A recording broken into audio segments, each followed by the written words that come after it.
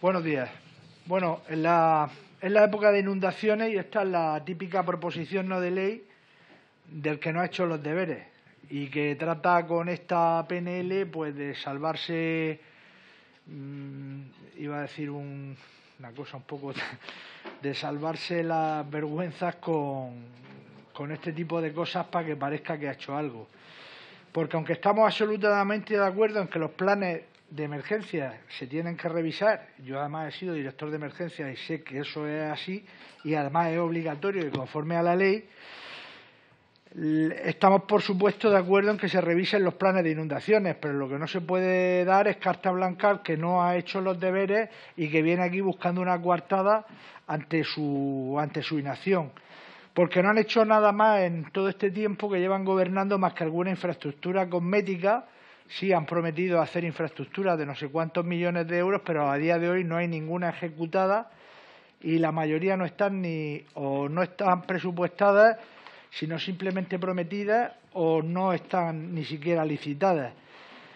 Por tanto, siguen los problemas, por ejemplo, lo que han dicho en su moción con el tema de lo del Mar Menor. Bueno, pues en los Alcázares sigue el problema y además no se va a solucionar porque sigue anegando toda el agua de inundación el Mar Menor, pues porque simplemente no les da la gana de las Ramblas desviarlas al Mar Menor, del Mar Menor al Mar Mayor. Seguirán inundándose los pueblos y además el secretario de Estado el otro día, encima R que R, diciendo pues que eso no va con ellos y que él no va a desviar las Ramblas bajo ningún concepto.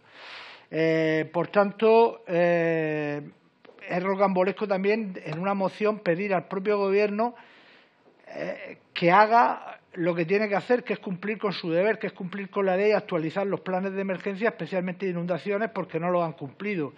Por eso es lo que hace grotesca esta moción y, por supuesto, pues todos los aspectos ideológicos del cambio climático que no entendemos mucho, como si no han variado las zonas inundables a lo largo de los años en los planes de emergencias, que yo he hecho muchos, conozco y tal, y sé que las zonas inundables siguen siendo las mismas, con los mismos volúmenes y los mismos caudales.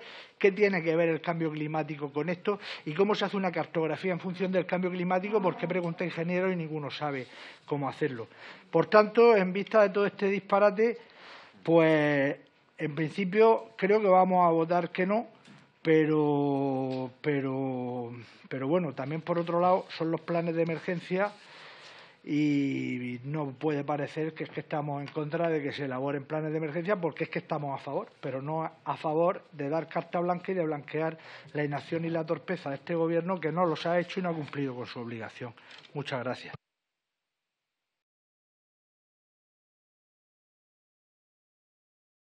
Tiene la palabra el señor Contreras. Gracias, presidente. Votaremos en contra de esta PNL de retención de talento en el medio rural mediante prácticas universitarias.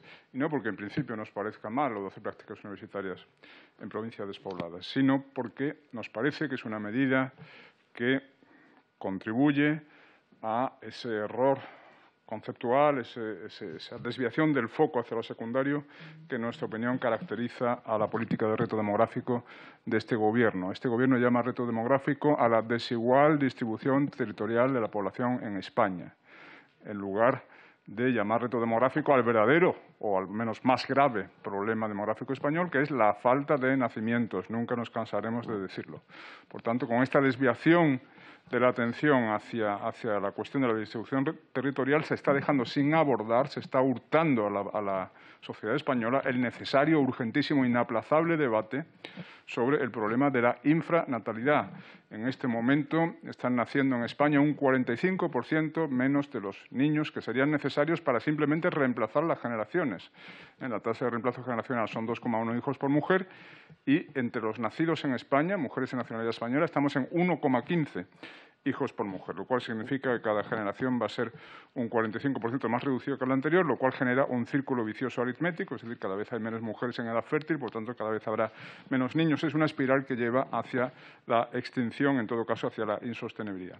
El problema demográfico de Zamora, de Soria o de Teruel no es la falta de carreteras o la falta de conectividad de Internet o la falta de prácticas universitarias, sino la falta de nacimientos, y esto es lo que este Gobierno no quiere abordar.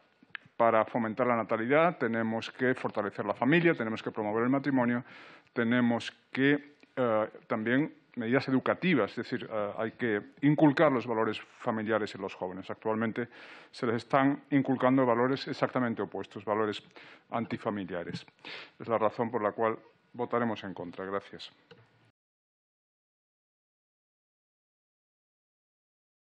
Vox, tiene la palabra el señor Contreras. Gracias, presidente. Vamos a abstenernos en relación a esta PNL. Nos parece muy bien la inversión en renovación de tuberías, abastecimiento, distribución, la mejora de la eficiencia energética, todo eso está bien. Pero lo que no nos gusta de esta PNL es lo que podríamos llamar sus brindis ideológicos al sol. Es decir, la mención constante de los Objetivos de Desarrollo Sostenible, la Agenda 2030, el Pacto Verde Europeo o el Acuerdo de París. Nosotros consideramos que todos esos documentos, esos acuerdos, están funcionando en la práctica como una especie de conspiración anti-occidental o anti-europea, que le deja a China el camino expedito para convertirse en la superpotencia económica mundial. En este momento la Unión Europea es responsable de apenas el 9% de las emisiones mundiales de CO2. China se está acercando al 30%. China emite 3 veces más CO2 que todos los países europeos juntos. Además, la Unión Europea viene reduciendo sus emisiones de CO2 desde el principio del siglo XXI. Las ha reducido en promedio un 20%. España, por ejemplo, ha pasado de 311 millones de toneladas de CO2 en el año 2000 a 252 en 2019. Las hemos reducido un 20% y un 32% si comparamos con 2005, que es el pico histórico de nuestras emisiones. En ese periodo, China, en cambio, las ha casi triplicado y la India algo muy parecido. Es decir, lo que está ocurriendo con todos esos documentos y acuerdos, Acuerdo de París, Pacto Verde Europeo, al que ustedes se someten, es que Europa destruye su competitividad, su productividad, con una transición energética acelerada, precipitada y al final ruinosa, porque las energías renovables no pueden ser la base de una economía desarrollada, son inalmacenables e intermitentes, mientras que China y la India disparan al infinito sus emisiones y se sitúan buscan la hegemonía económica mundial. Nosotros no queremos ser cómplices de eso, por tanto, nunca apoyaremos un documento en que se brinde por el Pacto Verde Europeo y el Acuerdo de París y la Agenda 2030. Gracias.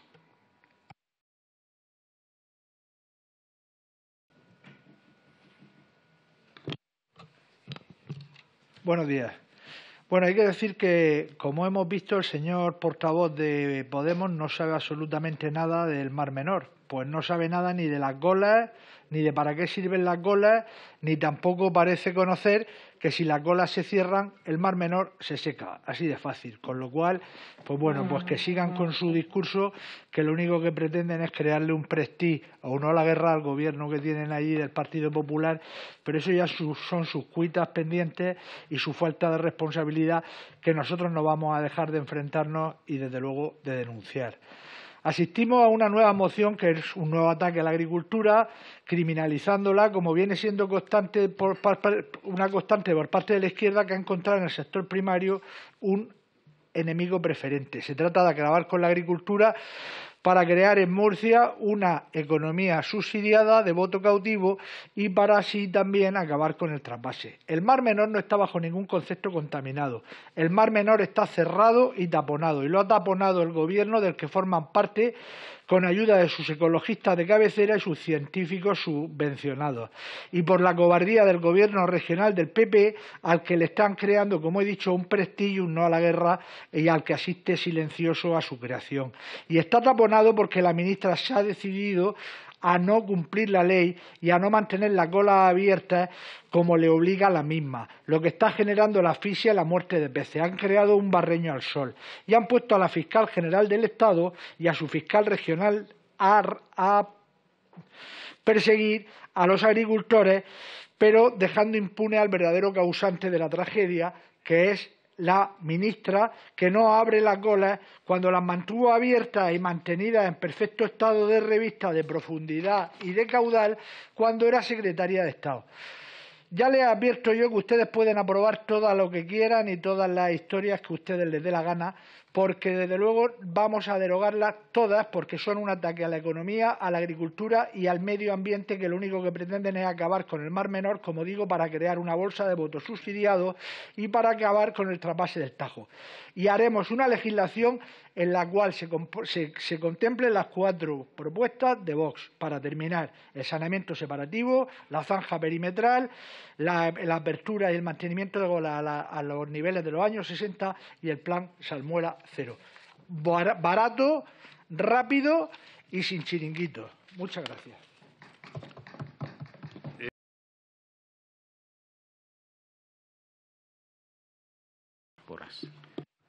Muchas gracias, presidente.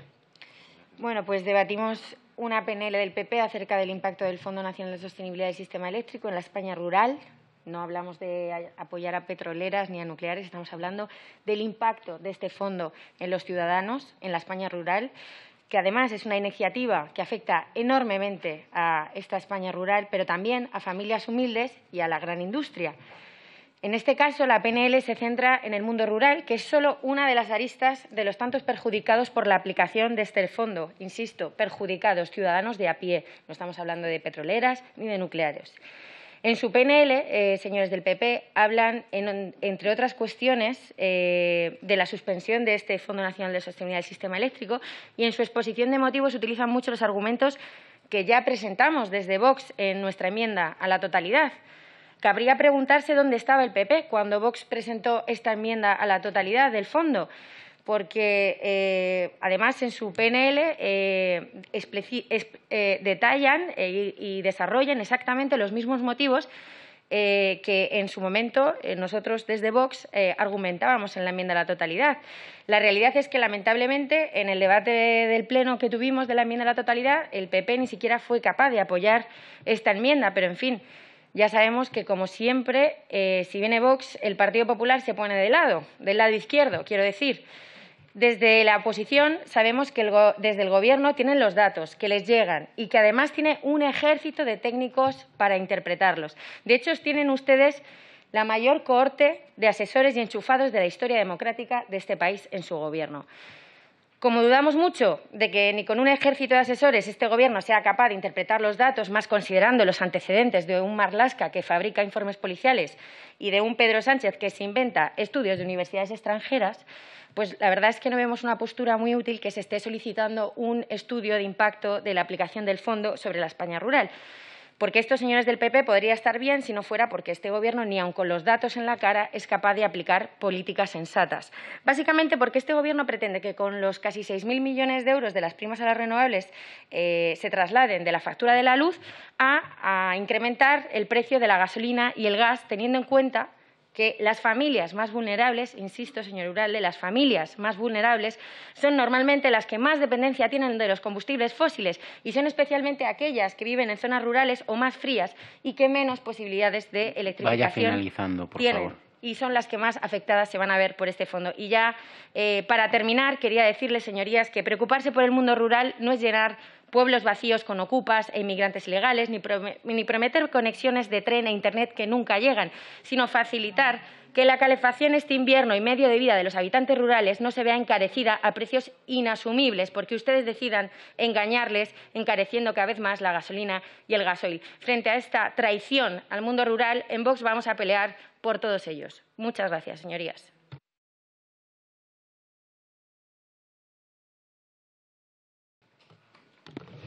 Muchas gracias, presidente.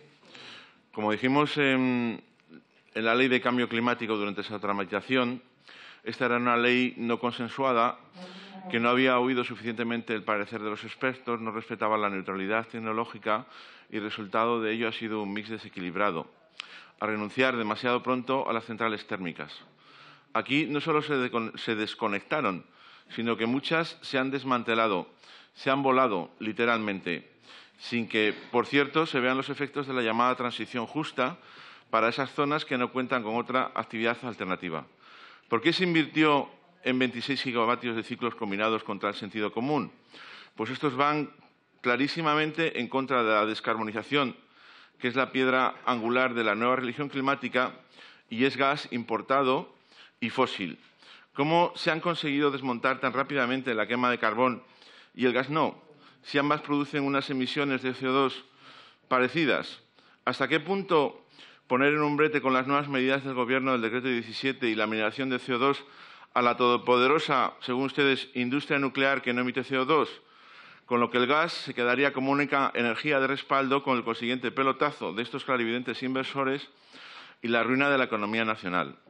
La factura eléctrica se encuentra desbocada por la escalada del precio del gas y la alarmante subida del precio de los derechos de CO2, parte por ser susceptibles de especulación y parte por la necesidad de compra de esos derechos de países como Alemania, que volverán a quemar carbón por estar el gas mucho más caro y lo quemarán en las centrales térmicas que han estado paradas hasta ahora, pero no desmanteladas, al ser una pieza estratégica de su sistema energético.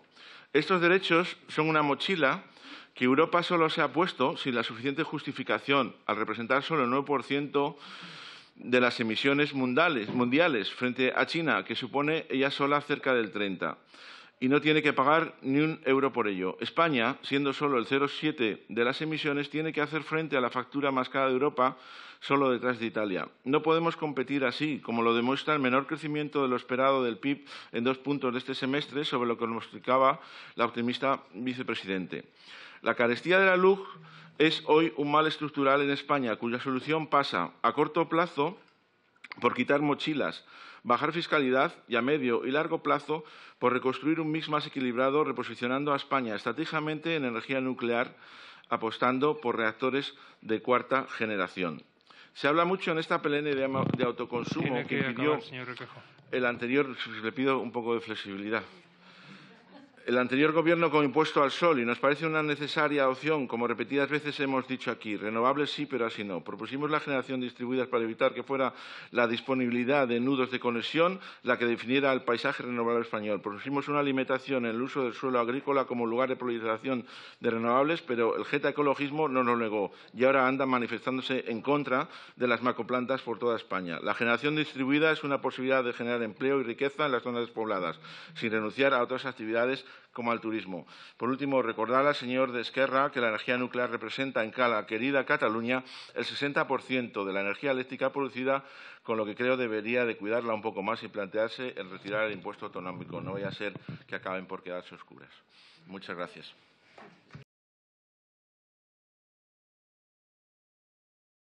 El señor Requejo.